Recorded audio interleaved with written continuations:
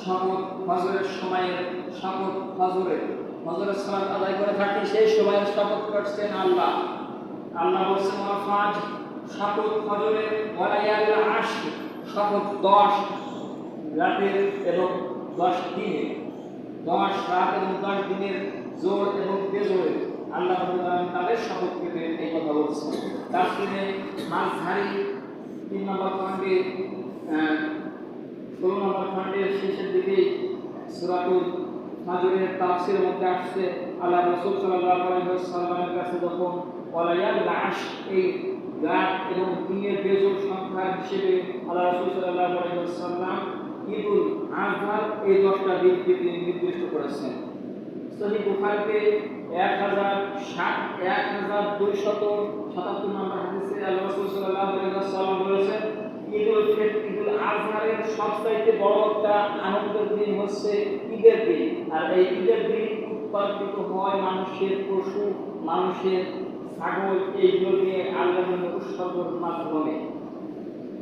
আর আল্লাহ সুবহানাহু ওয়া তাআলা মানুষকে জান্নাতে দখল করার জন্য, জান্নাতের ভিতরে মেহমান বানানোর জন্য ঈদুল আযহার প্রথম দিন মানে জিলহজ মাসের প্রথম দিন থেকে শুরু করে জিলহজ মাসের 10 তারিখ পর্যন্ত মানুষকে মাফ করে দিয়ে থাকেন এবং প্রত্যেকদিন যারা হাজী আছে তারা আল্লাহ রাসূল সাল্লাল্লাহু আলাইহি ওয়াসাল্লামের সুন্নাত অনুযায়ী হজ করে থাকে এবং মহান আল্লাহ তাআলার ফরজ 3টি হুকুম তারা পালন করে।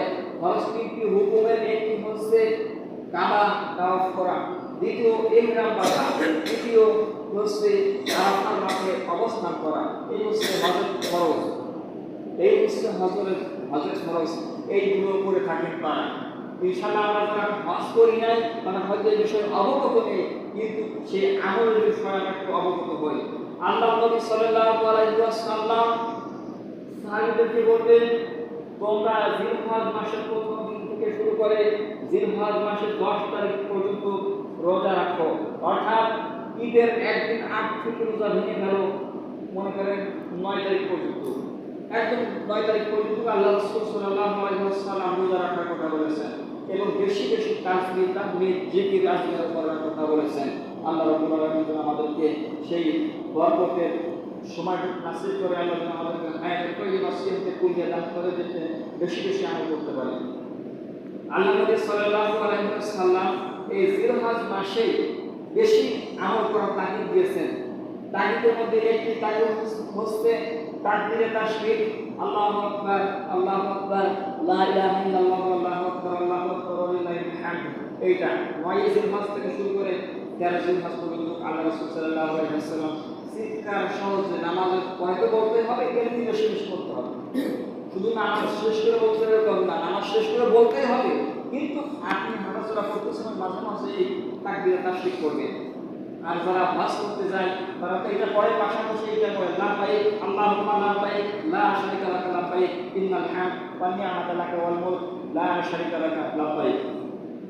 এখানে বলা হয়েছে হ্যাঁ আমি হাজির লা শারীকা লাকা, হ্যাঁ আমি আপনার কাছে আপনার সঙ্গে কারো শরীক করি না, অর্থাৎ শিরক করি না। আমি যদি করেও থাকি পূর্বে আপনার কাছে ক্ষমা চাই, আপনি আমাকে মাফ করে দিন। আপনার কাছে ক্ষমা চাই, আপনি আমাদেরকে মাফ করে দিন। এখন যা আমরা পিছনে আলোচনা করেছি জিলহজ মাসের সংক্ষিপ্ত কয়েকটা আলোচনা, কয়েকটি আমলের কথা। তার একটি আমল হচ্ছে রোজা রাখা, দ্বিতীয়টি আমল হচ্ছে বেশি বেশি তাকবীরে তাশরিক পাঠ করা, তাহমিদ পড়া, তাসবিহ পড়া এবং কুরআন তেলাওয়াত করা। যারা হজ করতে জানেন তাদের কথা বলছি, আর যারা গেছেন তারা তো অটোমেটিক এর মধ্যে লেগে আছে। তাদের যারা হজ করতে গেছে তারা এই কাজ করে তো হজ করবে। আর আমরা তো যারা হজ করতে যাইনি তারা এইগুলো বাড়ি বসে করা, বাড়ি বসে করে অনেক ফায়দা আছে। পাশাপাশি কুরবানি করা, আল্লাহ রাসূল সাল্লাল্লাহু আলাইহি ওয়াসাল্লাম কুরবানি করার কথা বলেছেন। কুরবানি সুন্নাহ কেউ কেউ বলেছে ওয়াজিব। যদি যাই হোক, এখন যাদের সামর্থ্য আছে তারা চেষ্টা করবেন কুরবানি দেওয়ার জন্য। কুরবানি দেওয়ার মাধ্যমে আল্লাহ তাকে অবগত করা যায়। সূরাতুল হাজের 38 নম্বর আয়াতে আল্লাহ সুবহানাহু ওয়া তাআলা বলেছেন মানুষ আল্লাহর কাছে যদি কুরবানি করে, যদি কোন পশু জবাই করে, তার রক্ত মাংস আল্লাহর কাছে পৌঁছায় না, পৌঁছায় শুধু মানুষের তাকওয়া, আল্লাহ ভীতি, যে ভয়ে পড়ে আল্লাহর ভয়ে সে কুরবানি দিয়েছে আল্লাহর জন্য খাস নিয়েতে এইটুকু শুধু আল্লাহর কাছে পৌঁছায়, তাই ছাড়া অন্য কিছুই আল্লাহর কাছে পৌঁছায় না। এই কথা আল্লাহ সুবহানাহু ওয়া তাআলা বলেছেন। এবং তারপরে আয়াতে বলেছে গোশকে ভাগ করতে। আমরা সমাজ যেরকম ভাগ করি এরকম ভাগের কথা আল্লাহ বলেনি। আল্লাহ বলছেন তুমি খাও, মানে যে জবাই করছে তাদের পরিবারের কথা বলতেছে তারা খাবে এবং তাদের নিকট আত্মীয়দেরকে দেবে এবং মিসকিনদেরকে দেবে। এখান থেকে কিছু কিছু আমার একটা বলছে যে 3 ভাগে ভাগ করার কথা। এখানে 3 ভাগে ভাগ করলেও হবে। আর যদি মনে করেন আপনি দরিদ্র কিছু আপনি করেছেন, তাহলে আপনি রাখবেন এবং আপনার আত্মীয় স্বজনকে দেবেন এবং আপনার পাশে যারা গরিব মিসকিন আছে তাদেরকে দেবেন। এই হচ্ছে আল্লাহ রাসূলের সুন্নাহ। এখন কতটুকু দিতে হবে পরিমাণ আল্লাহ রাসূল নির্ধারণ করে দেননি। আপনার যতটুকু সম্ভব, আপনি যতটুকু দিয়ে সম্ভব হতে পারেন। যদি চান যে আমি মোটে রাখবো না, সামান্য কিছু রাখবো, তা হতে পারে। আমরা যদি নির্ধারণ করে রেখেছি 3 ভাগে ভাগ করে 1 ভাগ আবার রেখে দেবো। এখন আপনি যদি চান আমি না আমার অত দরকার না, তুই খেয়ে দিবি, তাহলে আমি রমজান এই বলকে আমি মানুষকে দেবো, তাহলে আপনি সামান্য কিছু রেখে দান করে দিতে পারেন। এই হচ্ছে আল্লাহ রাসূল সাল্লাল্লাহু আলাইহি ওয়াসাল্লামের সুন্নাহ। তিনি বেশিরভাগ সময় কম রাখতেন আর অধিকাংশ দিয়ে দিতেন। বিভিন্ন সাহাবীদের মাঝে যারা নিম্ন পর্যায়ে ছিল তাদের মাঝে বিলীন করে দিতেন এবং তিনার নিকট আত্মীয়দেরকে দিতেন এবং তিনি সবচেয়ে কম রাখতেন। আমাদের মধ্যে ভাগ কিন্তু 3টা করতেন, মানে 3 ভাগে ভাগ করতেন, কিন্তু তিনি কম রাখতেন, বেশিরভাগ তিনি বিলিয়ে দিতেন। আল্লাহ আমাদেরকে তৌফিক দান করেন। আরেকটা আমল আছে, আল্লাহ রাসূল সাল্লাল্লাহু আলাইহি ওয়াসাল্লাম বলেছেন সহিহ বুখারী 1299 নম্বর হাদিস, 97 নম্বর 77 নম্বর হাদিস।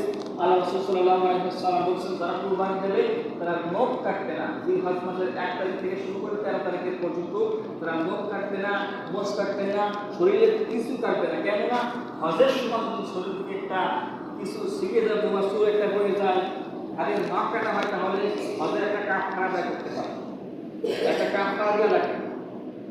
ঠিক সেই সাপটা আপনি বাড়ি বসে পাবেন বিধায় আল্লাহ রাসূল সাল্লাল্লাহু আলাইহি ওয়াসাল্লাম নিষেধ করেছেন। হজের এই 10টা দিন হাতের নখ এবং পায়ের নখ, মোষ, তারপরে যাবতীয় যেগুলো আমরা কেটে থাকি সেগুলো কাটতে নিষেধ করেছেন 13টা দিন।